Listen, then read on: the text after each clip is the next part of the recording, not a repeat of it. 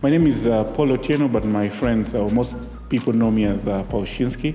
I'm a creative director, specifically right now working on writing, copywriting, and creative nonfiction writing, hoping to get into film, and also a commercial product photographer.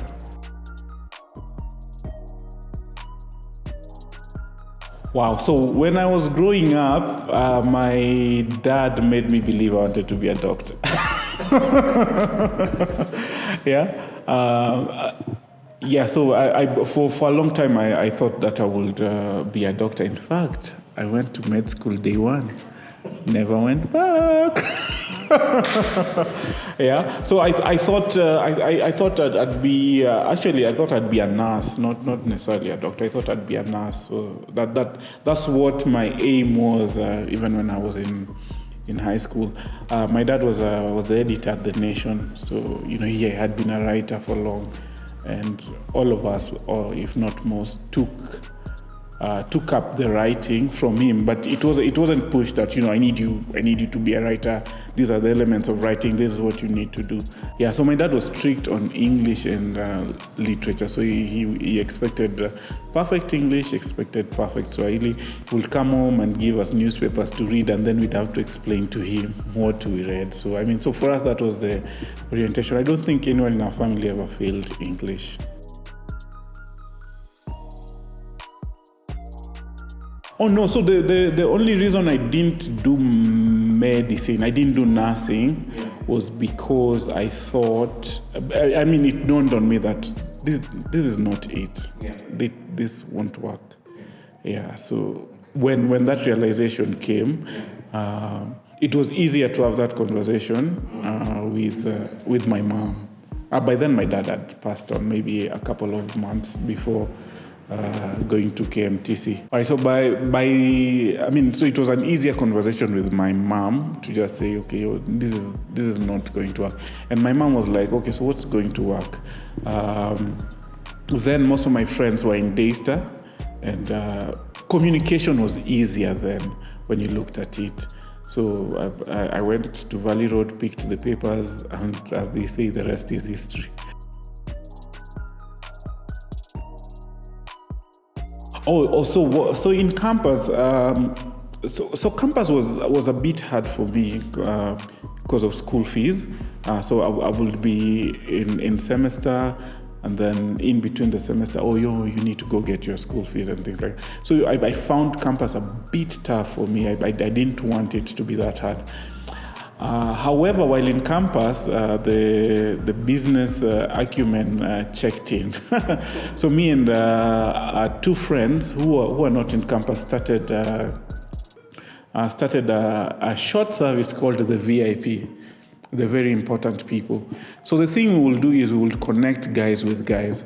So for example, Daystar has this Star of Excellence Awards dinner. The Star of Excellence Awards celebrates the milestones that people within Daystar have made, but also what Daystarians would think about people outside. So one of the gigs we got as a VIP was then they wanted the former Vice President Mudiawori as a guest at the dinner. And I knew somebody at Mudiawori's office, so I just went. I organized for Moody to come, and we billed 25,000 shillings to do so, just to have Moody as a guest. Yeah, so and we did like the guys would want a motivational speaker. So we really hustled on relationships, on people we knew. Oh, you want this guy as a speaker for this event, so we'll go and do that. In that process, the doors to these places opened up. So I remember after Moody came for the dinner, he invited me and some guys who are in ISEC to his office, and we went, and there was going to be an ISEC conference in Ghana, And it was like, we'll pay for all of you. None of us had passports. So Moody was like, I'll give these guys passports were out in like a week or something like that. So it really opened doors for me. And the other thing for me is that I also got to see how these big shots operate. Yeah. So it was quite the experience. It was quite the ride. Oh no! At that time, it didn't dawn on us that we were making money. It was something that we were able to do and bill for it. So it's like having an avocado tree at your house. That you just pinch and eat. It's different for somebody who really wants avocado, or somebody who doesn't have an avocado and wants to sell it. Yeah. What did you learn during that? Oh, I learned that there's power and then there's power, which was so one of the guys we tried to get for an event was Jimmy Gathu, and he wasn't able to come for that event. So for us, that was a loss of revenue, but it was like, it wasn't our fault. I think right now from my seat, if we'd hustled a bit, would have gotten Jimmy into that interview. If we thought of it like, this could be a real business.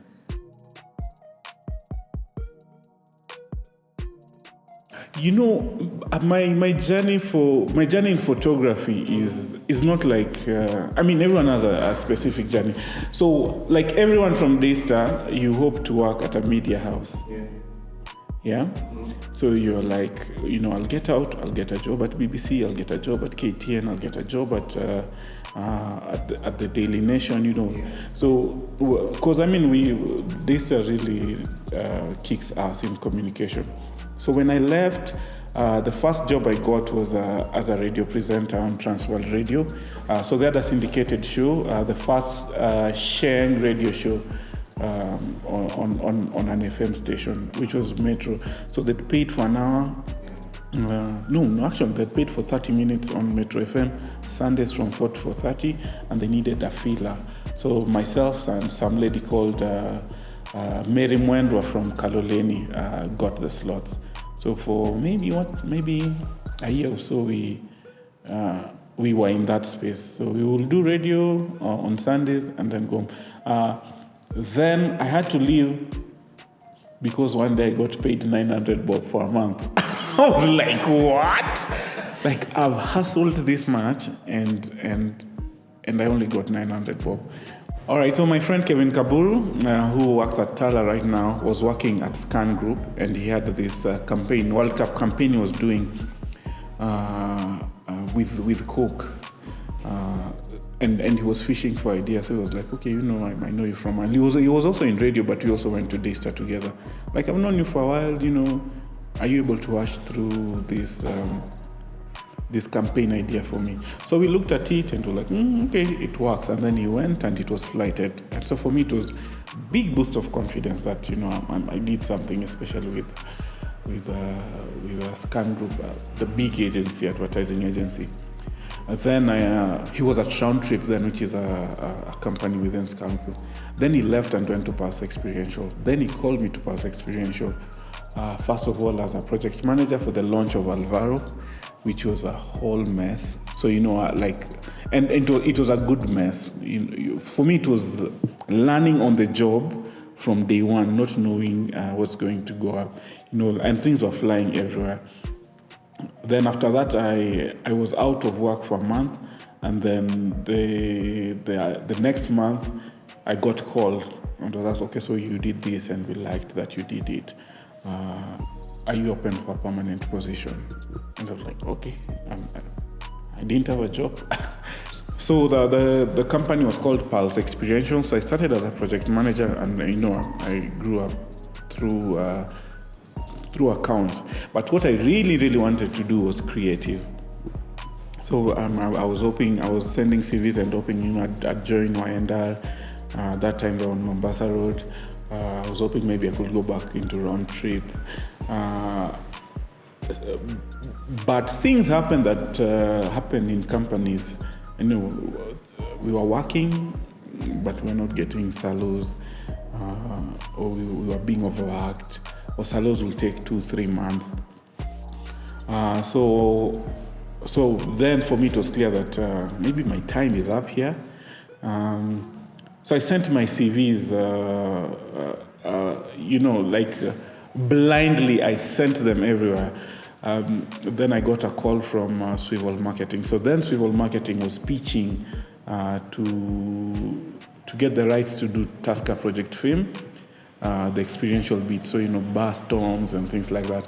So I get called in, I go in knowing that I'm going for an interview. I'm given a brief. I'm told, let's see what you can do with this brief. I do the brief. The next day, kumbe, that's what we are pitching, and I was like, okay. We got Tusker Project Film. Then I got to handle other accounts. So I was on Tetra Pak. I was on Cadbury's Fudge. I was on. Who else was I on? There were quite a bit of accounts. It was for me, work-wise, it was a terrible experience. Yeah, it was such a. I was about to say shitty. It was such a terrible experience for me. Wow. I came from a boss who really, really affirmed me, who really grew me to a place where I didn't feel. It felt more like we focused on the mistakes and the undoings, and then we were not getting paid, and that's the honest truth. And you're from a place where you are struggling to get paid, and then you're coming to a new place which has a lot of promise. The work is seen, but you're still not getting paid. So for me, my friends then, Susan Mwange, Gideon Thande, Gideon Kimanzi, and Shiko Kahiga had started an agency, a digital agency, which was probably among the first. It was called Sprint Interactive. So they came. We needed a website for the office, so they came. We spoke about it, and then they were like, "You don't belong here. If you want, and when you're ready, you can leave and join us." And for me, in a week, I was out. So I joined Sprint Interactive as a concept developer. Was with them for 3 months, which was probably one of the most amazing rides I've taken in corporate Kenya. And then I finally got my last job, if I should say that. In between, I'd work on projects. I worked on a concept for music for Safaricom, Safaricom as an agent, as a company, has like interagency. So you're blending in with people who do research, people who do user experience. I'd moonlighted for a PR firm. I was writing proposals to get paid. So I was squarely in the agency world, if I should say so. And then I got my final job. So and my final job was the same as Sprint. So I get this call from one of the account directors then when I was at Pause. She was like, "Look, Pau, we really blended when we worked together. I have this opportunity. I don't know if you would want it. If you're interested, we can have a conversation."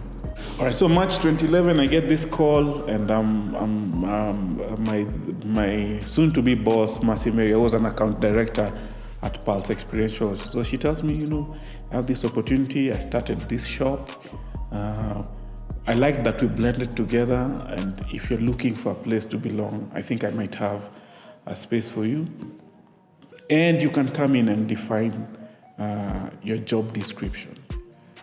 So I was just given an office, and I was told, you show us what you could do. And again, I'd say it's one of my best ever experiences working. Because she grew me, she gave me opportunity. We would fight sometime, but we knew that we were in the same team. So one day she comes and tells me, you might, I'm sure you might be thinking or are about to leave, and I will not want you to go just like that. So just know the day you are sure you want to go, if you're starting your own thing, I'm going to be your first client. And she was my first client for 2.5 years. Like, she paid my bills when I left. And I left maybe after maybe about 3 years. But the work there was so intense and it was so impressive. So, for example, I did the information system network for Nairobi commuter railway. I did the logo for Nairobi commuter railway. I worked on PNG brands. So I worked on Pampers. I worked on, did we do Gillette? So it was Pampers, it was Ariel, and designing experiences. We worked on EABL stuff. We worked on, the agencies the companies that we didn't touch were probably because we could not touch. So we worked, we were in inter-agency teams with Gray. So that was Caroline Kagendo, who was a team leader. We had people from Squad Digital. It was a legit amazing experience. Then is when I realized maybe I can do this photography thing. Yeah. So we got this guy, and then I was a heavy writer then. I would write every day. So if I'm not writing proposals, I'm writing my own things. I did not think I was a good writer then. I entered into writing in another fire, very terrible fire. So we work with all these agencies. We work on amazing brands. Salaries never delayed, not even once. We were either paid before or on time. I remember 3 months after joining Sajeki agency, which was Mercy's agency. My wedding was 3 months after joining. The whole office was at the wedding. I think they funded some bit of the wedding.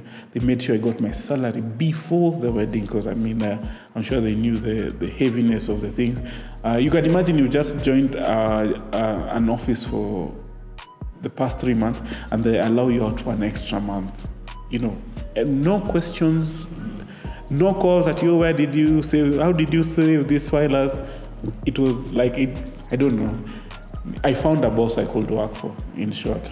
Yeah, and I will not trade anything for it. In fact, during the hard times of entrepreneurship, I was like, if this one calls me now, I'm going back. I'm not even thinking twice, because I had it good there.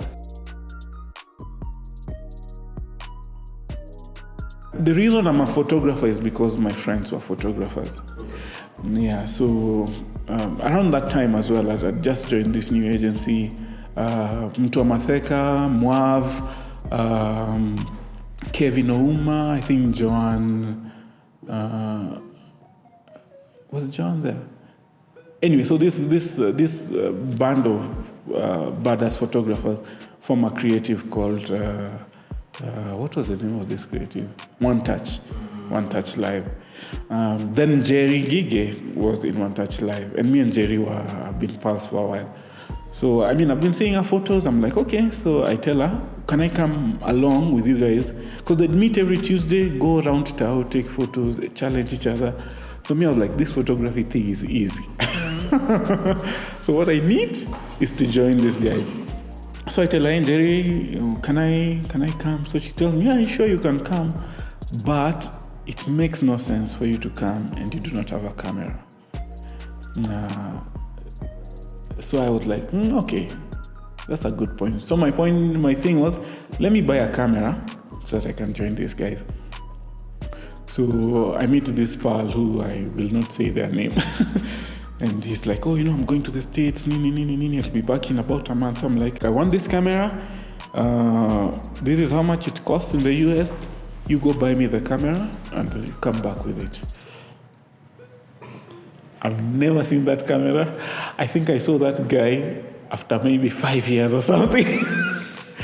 Calls went unanswered until nowadays. If I call, there's some random old lady who picks that one. I'm like, this guy. So anyway, kitu mzuri ni ati I don't hold grudges, but I was so hurt. So that delayed my entry into photography by maybe about 6 months. So by the time, this Saturday, I've done this gig, we've gotten paid. I have like 60K. I'm like, okay, I'm willing to take a dent. So I get one of my pals after Bible study, BSF. It's a Saturday. I tell him, let's go to Jamia. We go around Jamia, we Zurura. We go through Cameras Kenya, we Zurura. Finally, we get a camera within that range.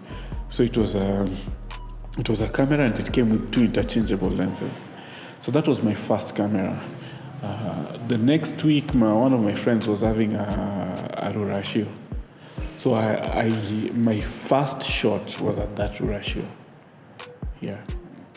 Okay, well, okay, of course. So the first shot was me asking the guy selling me the camera, is this thing working? I see if it's working. So I take it. So that was it. But the first shot that was like, okay, I'm taking photos now, was 1 week later at my friend's Rurashio. What have you learned over your career in communications? You're still telling stories and through your photography and writing. What have you learned? I mean, you learn every day. You learn that some people are photogenic, others are not photogenic. You learn you can write this way, but you can't write the way you want. So it's like the learnings are so crazy. One learning which you don't prepare for is that people will not pay you for your art or for the things you're able to do. You learn that people will try and use you and misuse you. You learn that people will take a claim on what you can do because they were there when you started. Yeah, so I mean the learnings are vast. Yeah. All right, so the dark side of this industry, I don't know if there's anything like a dark side, or maybe the dark side is not on your beat, but it's on the other people's beat. So you have people who will get you working with no intention to pay you.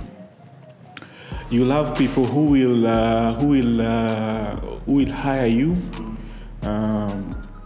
with no intention of using what you're doing. So you like the dark side. Actually, it's not even a dark side. It's a dark world. there's a whole dark world. So you have people who will not pay you, people who will steal your images, people who will make a claim on your images. Why did you take a photo of me? Then if you took a photo of me and you share, then that image is mine, we co-share. You have people who would want to exploit that gift, but it's something you learn along the way if you don't want to listen to other people complaining and crying.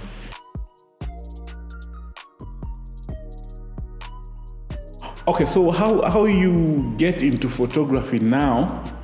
Let me debunk a few myths. Photography is easy, or rather I should say it's relatively easy. Just like every other art, if you practice, you grow. It doesn't matter. So if you're a musician and you keep practicing your music, you grow. If you're a photographer and you're taking shots and you're exploring, it grows. If you're a filmmaker, the more you take film, the better cinematographer you become. If you're a writer, so every practicing art and artist grow. Photography, like I said, is relatively easy. So I get a lot of guys who tell me, "Oh, can you teach me photography?" I'm like, I can teach you photography, but just like what Njeri did for me, like, do you have a camera? Like, the basic of photography is having a photo camera. So it's not about thinking about it mostly, but it's in the actual doing. I say, some people tell me, "Oh, you're so talented in photography." I had zero talent in photography. I'm not like the legacy photographers who are really good because, it's either in their blood or their dad. I'd give you an example. Thandiwe Mureo is a brilliant photographer. The dad was a photographer. So you can see that, it's probably in the lineage or something. But for me, it wasn't. For me, I just went, bought a camera, and I started taking photos. I was a shitty photographer, I will tell you. My first shot, I thought I had made it. And I thought it was a beautiful photo because I'd shot on automatic. And you know what? The joke around photography is everyone's a photographer until you have to shoot on manual mode. Yeah. So my journey into being the photographer I am, and I'd like to think I'm a very good photographer right now, is through constant practice. So then what you do is you just take photos. If you're a writer, once you have a pen, it's so easy to get into the industry. You just write. Yeah. There's so much growth in doing. And probably a few numbers. It can take you from 0 to 100 in about 100 days. We have guys who it's easy for them, but I don't assume it's the same for everyone. So, you need to keep pushing, you need to keep doing. That's the only way you get better. So last year, so I stopped doing weddings because weddings are drama. Weddings are so much drama. So I got this wedding gig. And weddings, if you want to make money in photography, do weddings. But just know, you will die. You will be so thin and you will have so much stress. So I shoot this wedding. I go buy a new hard drive. I want to format it so that I can back up new images. So I plug it into my machine. I press format. I formatted the wrong hard drive. Let me tell you, I was just poo-pooing bricks. Like what? So luckily, I'd done the first set of images and they were out, and I'd done the first cut of the video and it was out. So what was remaining was just feedback. Change this here or change that here. Can we make this old lady a bit younger? Can we make this guy wearing red look like they're wearing green? Which was really neither here or there. The Nini was well done. The video was well done. So anyway, so now I have to call my clients. Luckily, I didn't have a heavy backlog. In fact, that wedding is the only thing I remember that was the only job I'd not delivered. My workflow process is I'll give you your images in the leanest time possible. So if I shoot your images today, if you don't get them within 24 hours, there's something wrong with me. Yeah, because how I look at creative work is if I took an image today and I'm editing it tomorrow, what am I shooting tomorrow? If I'm on set today, why can't I be on set tomorrow? Yeah. So then for me, I have to really push work out so that I have more time to do more work, which then is more revenue. But it's also good training. Yeah, just do the work and let it go. So anyway, it becomes drama. It involves cops. I have to go to Central Police with the hard drives and tell those guys, here are the hard drives. Please retrieve what you're asking me to retrieve because you think I've not tried. So luckily I get a link. Some guys in Malaysia, they say, you can retrieve everything. So I ship out the hard drive. They retrieve it in about maybe a week. I have to pay like $360 for that work. So remember, I've been paid minimal cost for the wedding. Now I'm going deeper into my pocket to sort this mess that's not really a mess. So anyway, so everything came. That didn't pay me, so I just told them, I went, I downloaded everything. I bought them a new hard drive. I told them, here is your set of images and videos. Do not call me ever again. Oh, please edit it for us. We had an agreement. Like, our agreement was off. I mean, it involved cops, so clearly we didn't have an agreement. And I don't think I do well in jail. So I was like, okay, I'm done with this guy. So for me, that was the last stroke in weddings. Nonetheless, I've shot weddings. My wedding was shot free of charge, so I feel I have an obligation to, people who can't afford, or if we are really, really close, I'd be willing to slave through the day for you at zero cost.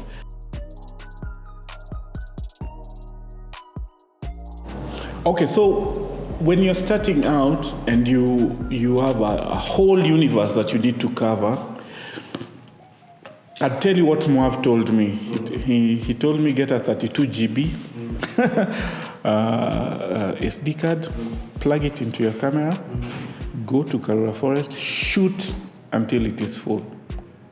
You can imagine 32 GB of images of this tree. I thought I saw a bird there. Kumbe it was just a leaf. There are frogs, there are ants. My approach will be shoot until you understand how your camera works, and then try and find a niche. And which is what everyone else I know who has done. So the guys who've shot the cityscapes, the guys who've shot portraits, the guys who've shot models, the guys who've shot events, the guys who've shot products. Until you do it, you don't have the full picture of what it is. If you start by specialization, it can go either ways. You can do really well, or you can struggle. Yeah, depending on who you are. But when you're able to do it, an awesome kind of approach, then you're able to see along the way that this is what I really want to do. All right, so how I got into food and proper food and product photography. I get this call from this agency, these hotels, Accra, Nairobi, Addis, and Cairo. We like your work. We've seen your work online, which I was saying, like, if you're a photographer or if you're an artist, share your work. It doesn't matter how bad it is. Share your work. People will start seeing that you're a creative in this field. So anyway, so we do the negotiations. It's all set. We are looking at visas. We are looking at travel dates. Then I just get a random call. Hey, sorry, we didn't even look at your portfolio. Please send us your portfolio. Dang, I don't have a portfolio. But I do, but it's not a portfolio. So I mashed together images from the weddings I've shot, the events I've been to. So I have a photo of Njahe here, Mokimo here, I have stew here. And we're shooting food. It's not a technical gig. So this client now calls back a bit more so and says, hey, we really like your work. We think you can do this, but your portfolio does not say you can do it. Which is the other thing in photography. People will hire you for the things they know you can do, not the things they think you can do. So if you keep sharing photos of chimpanzees, when there's a chimpanzee job, be sure it is yours. If you keep shooting or sharing photos of weddings, when there's a wedding job, you are in that universe. There'll be consideration for you. So for me, I thought I was a good photographer then, and I would have hazed that work like so easily. So anyway, so the client was like, you have 1 week to put together a much better portfolio. Otherwise, this job, like, this client is very strict. And I was like, okay. And I knew then I can't put together a portfolio that they want within 1 week. So I just went home and I cried properly. Tears. It was a proper makamazi moment.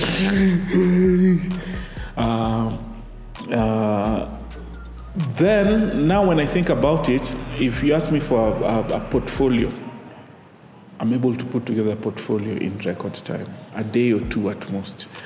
Properly edited, global standards, whatever it is. So anyway, so then that was the shift for me. But there's this kind of market which expects this kind of output, which is willing to fly me to Accra to deliver this kind of work. So like sour. So I counted my losses. I knew that I was going to buy a Defender 110, the old series. I knew I was going to be buntu bashing, my life was sorted. Yeah, but what is life? So I count my losses. One of my friends works at the sanatorium at Sankara Hotel. So I call her and tell her, hey, what's up? So this is what I'm trying to do. This is because, and it's Sankara specifically because that was the level of the hotel I was going to shoot for. I'm willing to pay for food. Can you talk to your guys?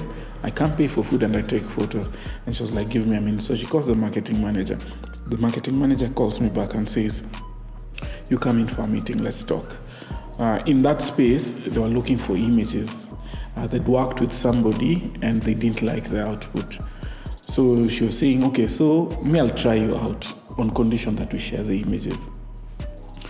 So she says, you go, let me talk to the chef, I'll give you a call. In between the week, she calls me and tells me the chef is ready. We're having a big brunch on Sunday. We can create space for you or a room if you want. You come take the photos.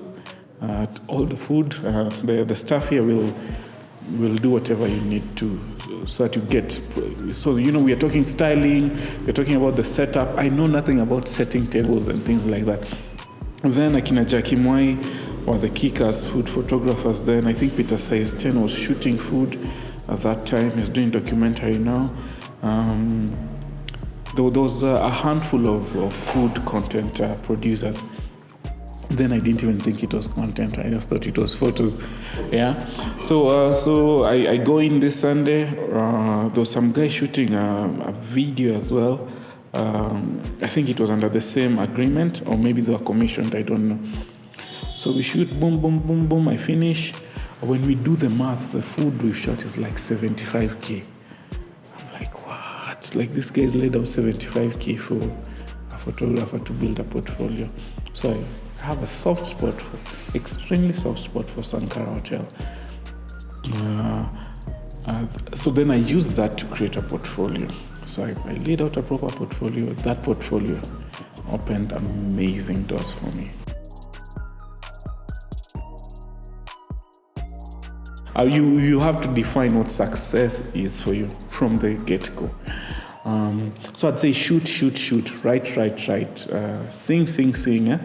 But you now, from where I see it, I wish I'd defined it a bit more. But I'm able to define it right now. So for me, the goal is I want to be the leading product photographer, food, drinks, and product photographer in the world in the next couple of years. So my output is on that. So that's why I'm not designing posters anymore. That's why I'm not editing videos anymore. That's why if I'm shooting, it's maybe to try out a concept. I know that I just need to write and take photos. So the only businesses I'm minding are writing and photo. And my day is split, 16-hour days, 8 hours figuring out this writing side, 8 hours figuring out this photography side. So if you want to succeed, you must be in the path of success.